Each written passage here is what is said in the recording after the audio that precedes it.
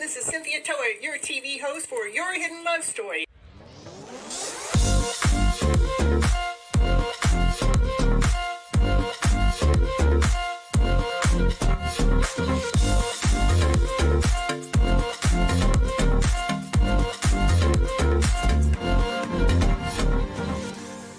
I want you to keep your mindset on the higher vibrational mindset so you can keep living your life and going on this beautiful journey you got. I can't live here without you. We need all of you. You're all here. You have all a special reason, a special purpose, and nobody can do it just like you.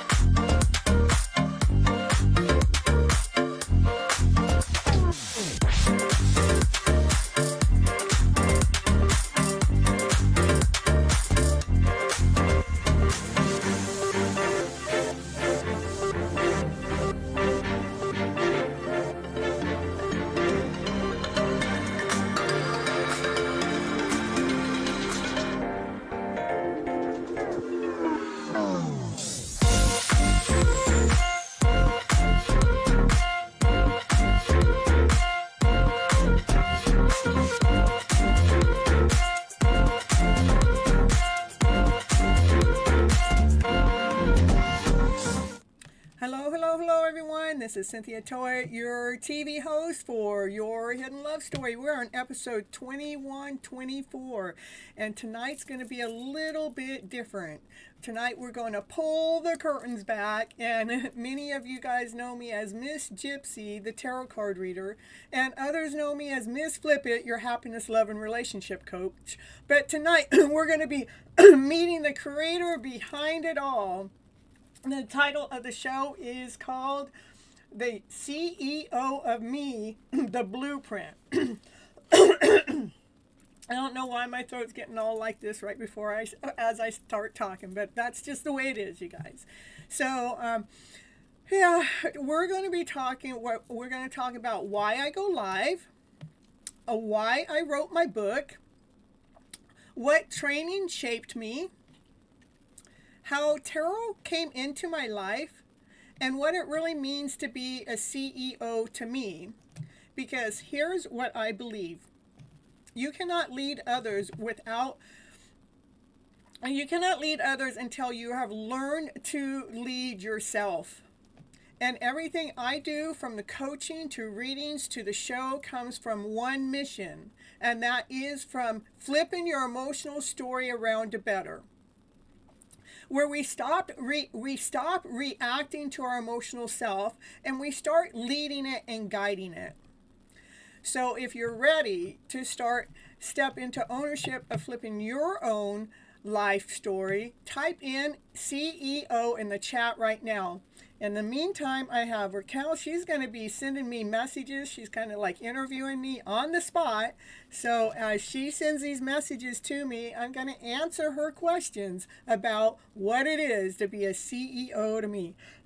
Miss Gypsy, what inspired you to start your YouTube channel, Gypsy Medicine Woman? That's a good question. What inspired me to start it was one day the tarot cards landed back in my hands again by Divine. Divine put that into my hands. And so Divine was showing me that I needed to be able to speak my words and Divine knew that when I utilize the cards, I can get those words out. Like the tarot opens my throat chakra up to speak the words. And so it was Divine that actually led me to start a YouTube channel, to start going bigger, because Divine knew I had this message to share out to the world in some kind of way.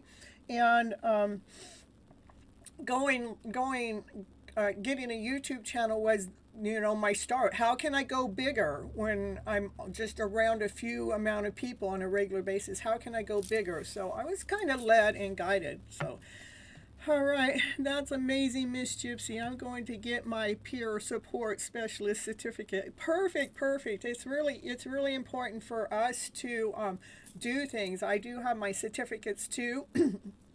And I'll talk about that here in a little bit. And let's see, Raquel has another question. We're going to come on over and check it out and see what she has to say to me. She says, why do you go live twice a week instead of just posting pre-recorded videos? Well, that's a really good question too. I really like going live. For one, it's making sure I get that message out. There's no delay. If I go live, once I hit the record button, we are going live. So that makes sure the message goes out. On the pre-recorded, I was finding myself, I do the pre-recorded, and there's all these other things you got to do before you upload it. And I just found myself not getting the pre-recorded videos up there like I could with the live. So the live is like it makes sure the message gets out there. If I do a recorded message, it might not get out there. Like right now, I have one that's in my queue. But, I start judging it or analyzing it. No, because the beginning of it, it was different. I was trying to do something different, and maybe I don't like it. And so that's why I go live, is because I don't have time to try to micromanage it, okay? So, yeah. And that's why I go, okay, and so why do I go live? It's twice a week. I go live twice a week for the reason that once a week I didn't feel like it was enough for you guys to grab up, because you get a little bit of me and then a week goes by. Well, a week can feel like a long time. But I go twice a week because if we go once, like on Mondays, I'm giving you information. It gives you 2 or 3 days to like go through it yourself. But by like the third day, you're like, what was that? What was said? What do I need to do? And so like that's why I started going twice a week, is so you guys, I'm still holding on to you. So 7 days was too long, and twice a week was just enough. So you guys are getting enough time to experience what I'm talking about, and I'm just not banging it into you every day here, this what to do. No, but this is a way that you start experiencing it and leaning into yourself and being responsible for it. All right. Next question. Let's see. Miss Gypsy, what made you write your book, Flipping Your Emotional Story Around to Better? My screen went blank. I think your camera is unplugged. Oh my goodness. Oh my goodness. All right, hold on, you guys.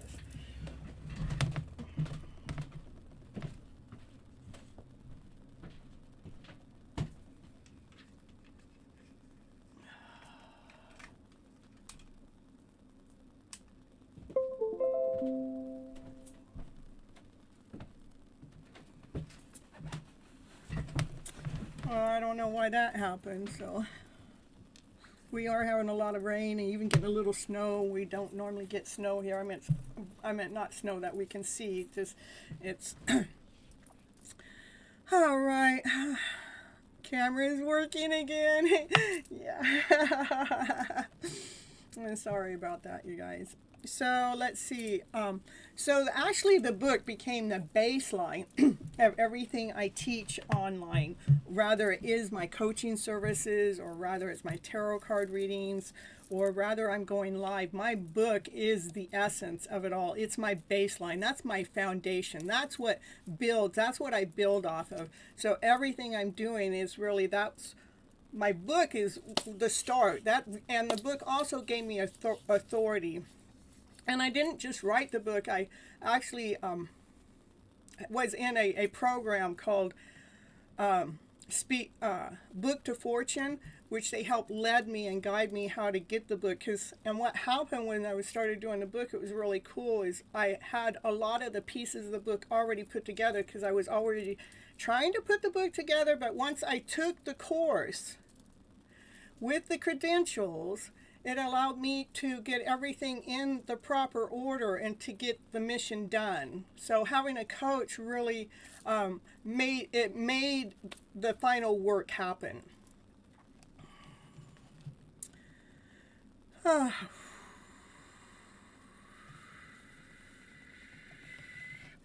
All right. There are some other things that I have credentials in, like I took 3 years of this class called Me School. It's training on personal growth and success. It had more to do with our emotional self, so we could fine tune and figure out more about our emotional self. I did 3 years of that. I had 1 year of Speak to Fortune, so I could learn how to get up on stage, or it was more, the Speak of the Fortune was more online. And where it was really cool. I had some really neat experiences about that, where there was like 2,000 people on the screen, and everybody was like, "Oh no, we're in class again." But when they got me on the screen, you only had 2 minutes. You got me on the screen. I woke up 80% of the class. It was pretty cool. And then I had some one-on-one coaching with Joe Vitale. And not just one-on-one coaching, but I was in a class, but I did do a one-on-one coaching with him. And then with my tarot card readings, I got like 25 years of experience with that. Plus. More questions? Do you have a video of the speech? I do, of the Joe Vitale speech, or the Book to Fortune speak, or the Speak to Fortune. Or I do have a video of me going on stage for the first time, which was with Joe Vitale. I do have a video of when I was in the Speak to Fortune class, okay? And I do have a video of me with Joe Vitale doing, it was a one-on-one personal coaching. I do have a video of all of that too. And I may have some of it already in my playlist. I'm not sure. I know I have Joe Vitale's listed, but I don't know if I have it open, because it was a one-on-one coaching call, but I wanted to take pieces of that for you guys to see. And was there a turning point in your life that made you step into your coaching? Yeah, there actually was. You guys all know I've been married. I was married for 25 years, and 25 years. Where did 25 come from? It was 22 years, but in the 22 years, 15 years I had fibromyalgia. I was diagnosed with fibromyalgia, and I was a healer. I mean, I've always been a healer, but why I was sick like that, I just couldn't understand. What was the cause of this? Why was this happening? And one day I read this book. It was a medical book written back in the 1800s. I don't have the name of the book or anything to give you guys reference back to that. But the book said something about the women that had fibromyalgia back then were because they were not living their true purpose, that they were just doing what everybody else told them to do. So they were living that external existence. Right then and there, I knew I had to come out of my shell. I put my healing abilities underneath the carpet to be in that relationship. So that was my inspiration. That was my turning point in my life. It was like I went from being asleep to waking up. And it doesn't mean the fibromyalgia doesn't come and knock me on my behind from time to time, but not like it used to, because now I have a purpose. Now I have a mission. Now I have something to invest time and energy into. So, and as long as I stay focused on my spiritual journey and doing things in that way, then it actually, it keeps me going. All right.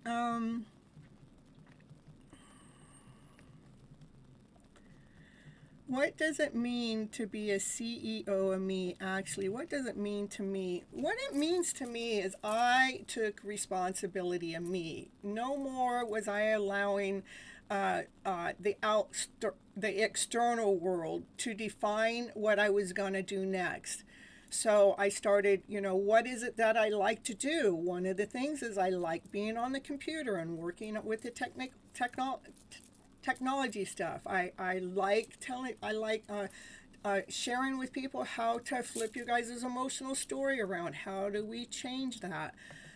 So I went to school back when I was younger. When I was 19, I went to school for computer programming. So I already had my skills in the computer, and when I was, and I also at that age, I was already aware of my coaching skills, but I just didn't know where I was going to go about applying it. So this coaching thing has been in existence for a long time, so it's been sitting there. But being a CEO of me is taking my skills, my talents, and putting them all into this basket, and let's operate me now. So I become my own little castle. I become all my own little kingdom, and yeah, so that's what a CEO of me would be, and or CEO of you. It's just me as like you. Each of us can become a CEO of me. So that's a CEO of myself. At this moment, I am going to take a little commercial break. You guys know I have written a book. It's called Flipping Your Emotional Story Around to Better. We've talked a little bit about that here on the episode. And after I get done with the commercial, I'll be right back, and then I'm going to continue on seeing what other questions that Raquel has for me to share with you about what it is to be a CEO of me, the blueprint of it. Okay, I'll be right back.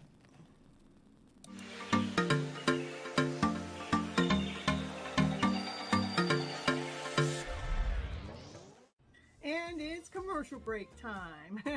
And what's she going to talk about on her commercial? Now, what's she going to talk about?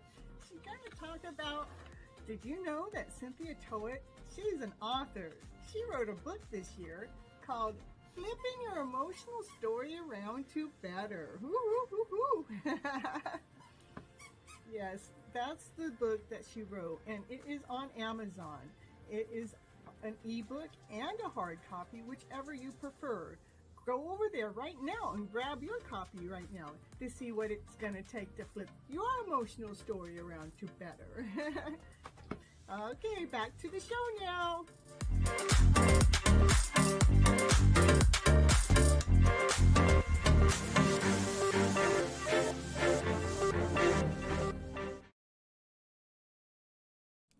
Hold on.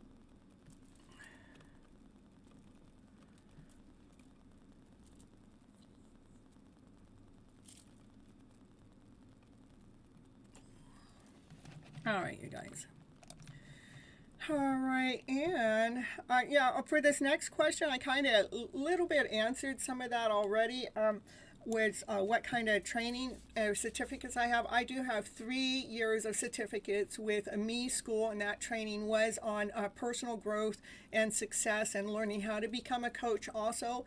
But mainly it was, how to handle our emotional self when it shows up. What is that emotion? How do we feel it? Where is that emotion felt in the body? What can we do about it? How can we allow it to move through us? And that was with a Summer McStravick. And then the 1 year of Speak to Fortune with Arfeen Khan, he's over there in India. It was a really huge group. Like I said, when I was on the screen, when they did the coaching, when they put me on the screen, there were 2,000 people up on all these little screens. And I'm telling you, everybody they were all like tired, and they lift their heads. And during that same time, I took the Book to Fortune course that helped me put the book together. And again, with the one-on-one Joe Vitale, I'll look for that and see if I can get some clips for you guys so you can see parts of the interview. Because there are parts that are kind of a little personal, but I can get to some parts of the interview. But I do have permission to post that. And my tarot, I have a little bit, I've been doing tarot readings for 25 plus years. I do have a certificate with that, I'm not quite sure who it's with right now. I got it though. All right. And so what do we got next? What's the question? How did you learn to help people reframe their emotional stories? That's a really good question too. One of the things that I noticed with me, even when I was younger, I was 19 when I was sitting in this room of people. We were all in, I don't know what we were doing. We were all together. We were sitting in this big old circle, but they were talking about who they thought the most successful person in the room was. And they said me, and I looked like I didn't even know what they were talking about because of the fact I felt like I was a little shy. And so I said, why do you guys choose me? And they said, because I always had a way to look at everything on a better, I looked at things at a higher I mean, when they would throw the negative story at me, I'd take that and I'd look to see what is working and I'd put it together. I'd always had this way of shifting the focus from that anxiety, from that doubt and the fear into something that was workable. So that's how I learned that I already had the ability to reframe emotional stories back out to other people. You remember seeing clips a long time ago. That's when you first subscribed about Joe Vitale. Yeah, probably just a little bit though. So yeah, I can look back into it though. I have checked it out here just recently.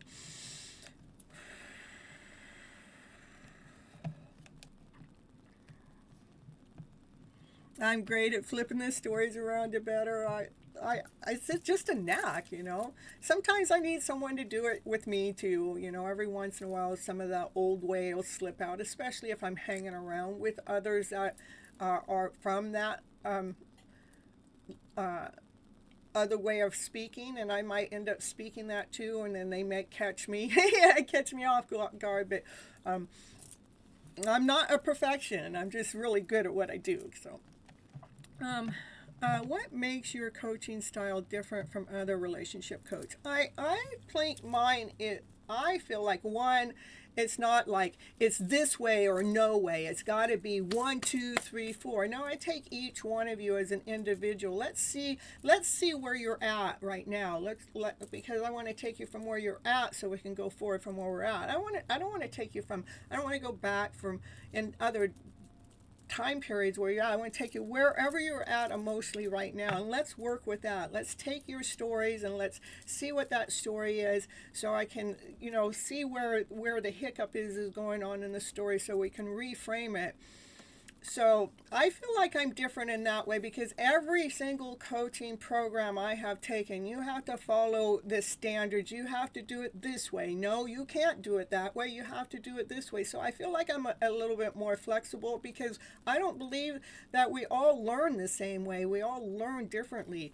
And so I feel like that's why my coaching services is different, is I do cater to you, and I give you a little bit, I feel like I give you guys a lot more attention than any of the coaches that I pay big money for. So, yeah. Sounds like you offer a lot of flexibility with your coaching. That's wonderful. I do. It's not one system that fits all. Did you always know you wanted to help people and love and you know, I kind of did, but I'm gonna go back to that time when I was 19. I was kind of really waking up to who I was. They all told me I should be a psychologist back then. And I looked at them all. I go, I'm not going to go to school to be a psychologist, because all they're going to do is reconform me. They're going to train me to do it their way, and they're going to take away my natural abilities and my natural skills. So I already knew that there was something unique about me, and I knew that if I went to school for it, they were going to try to conform me, and that's one thing I wasn't going to allow them to do, was conform me. So I always kind of knew that I had this way of helping people. Like every single job I've been at, they always push me up towards the top, where I was most beneficial at communicating and helping other people.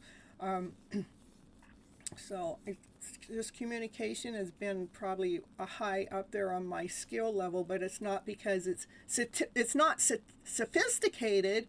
I feel like it's more at a layman voice speaking. In fact, when I wrote my book so like a third grader could read it. That was my goal, is so anybody could understand it. I wanted to talk in the layman's form.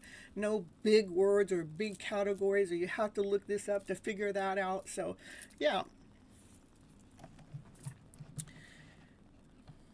I probably have time for about one, maybe two more questions, and then we have the ending of the show here.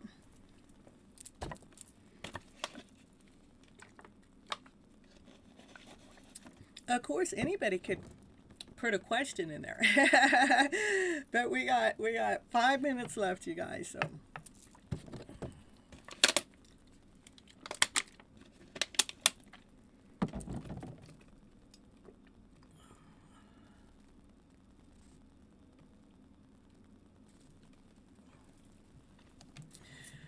All right, so I don't see any more questions. Come on through, and maybe that was it. One of the things that some people may ask me is how I handle negative criticism when it comes to. You posted a question. Let me see. Did you always know? I don't see it. Sounds like what makes you. I don't see it. It didn't show up.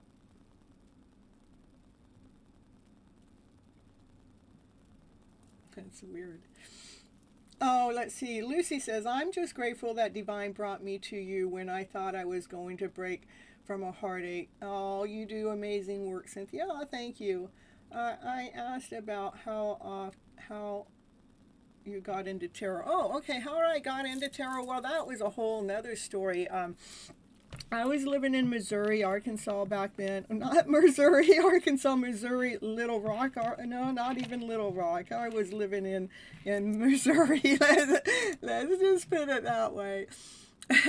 And someone was actually doing probably my first time ever, that somebody was doing a tarot card reading on me from somebody from a spiritual group. But what they were telling me, I felt like they were telling me that I was in love with them and how to crush on them and how we were supposed to do this and this and this together. So, and I go, oh no, let me get some cards. I didn't believe that because I didn't feel it. I didn't see it. I didn't feel in line to that. And so, so that my first deck of cards, they actually gifted me. Let me see. I think I saw it here recently. It doesn't always show up, but they were a Gypsy deck of cards, and I pulled them out. I'd never read tarot in my entire life. He gave me the deck of cards, and I went and I figured out what everything meant to be able to read them. And they're actually a Gypsy Medicine Woman tarot deck, okay? And in this Gypsy Medicine Woman tarot deck, all the higher arcanas or Gypsy-like style. It's really cool. That's kind of why I kept my name the way I do. That's how I got the name Gypsy Medicine Woman on my channel. But see, we have some medicine, like the Gypsy Medicine Woman. Anyhow, he gave me this deck of cards. This is my very first deck of cards I ever owned, right? It does the original, all the lower arcanas are just numbers. And they gave me the deck of cards, and I read cards on him. And the cards told me that he was the one that was interested in me. And I just took off running. I mean, he was just mind baffled at how I could read the cards so accurately for a very, very, very first time. And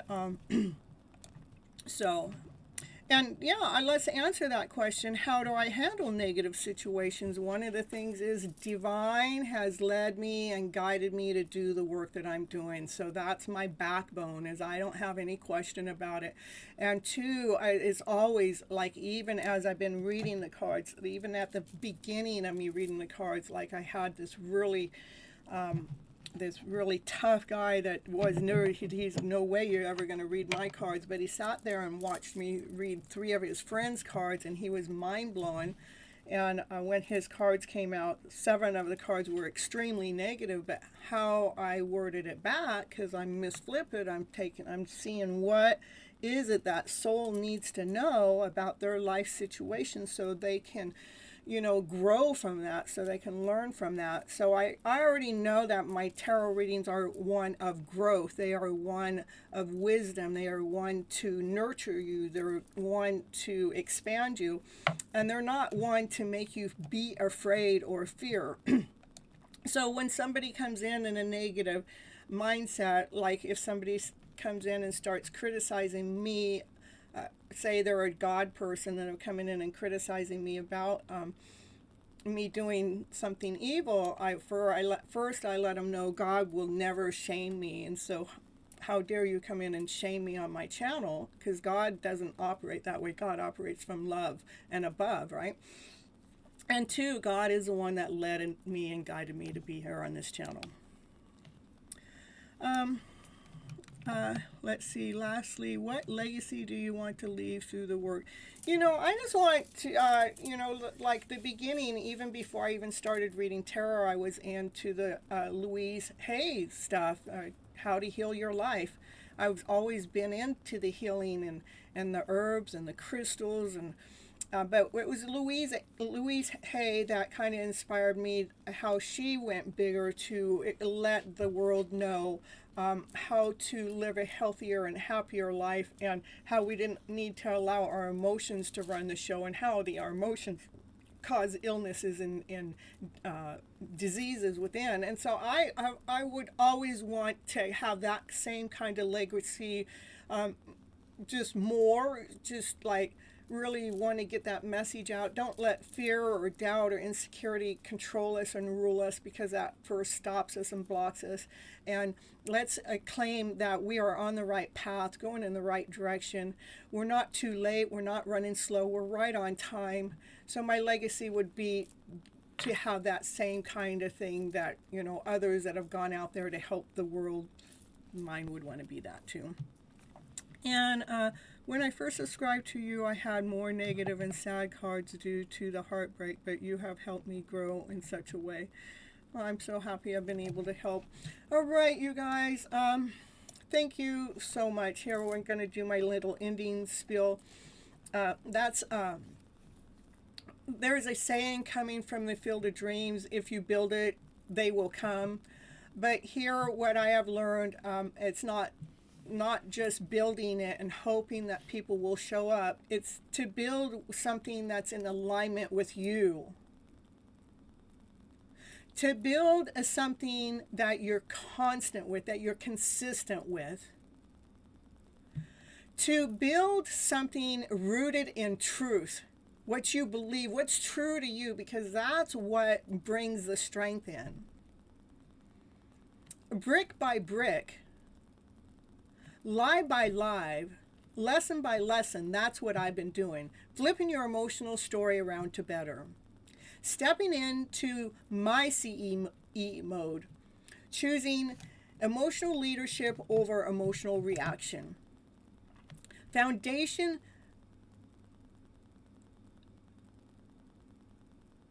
So the foundation can feel quiet yet strong.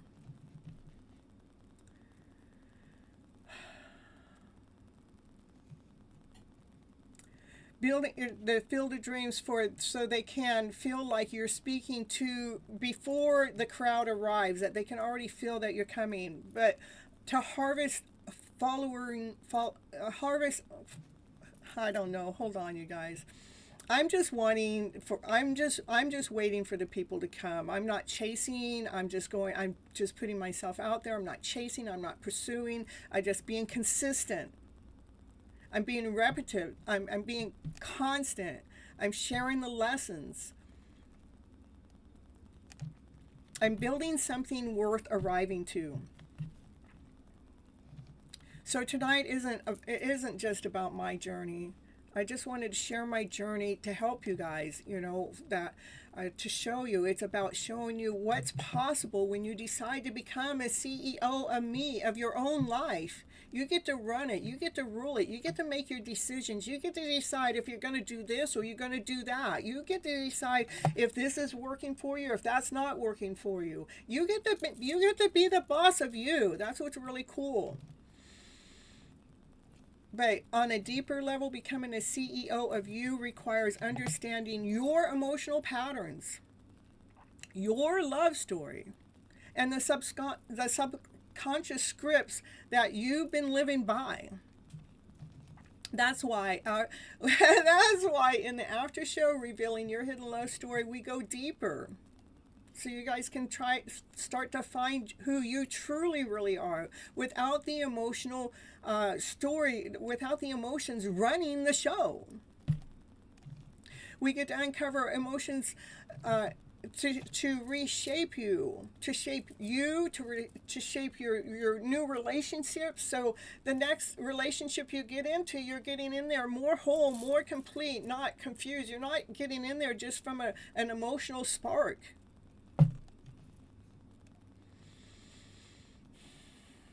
We talk about the attachments, the healing, the self-worth, and how to consciously rewrite your story. if tonight sparks something in you, inside of you, don't stop here, you guys. Keep going. Keep doing you. Come meet me over in the after show, revealing your hidden love story. Because leadership doesn't start with it. Because leadership does start within, and love is the foundation of everything. So remember, you guys, hit the like button, hit the share button, hit the subscribe button, leave comments after the show, and hype up this channel. This is Cynthia Toet, your life, your happiness, love, and relationship coach. And I'll see you over there where the real transformation begins, because we're digging deeper into your story. All right, you guys, have fun. I'll see you soon. Thank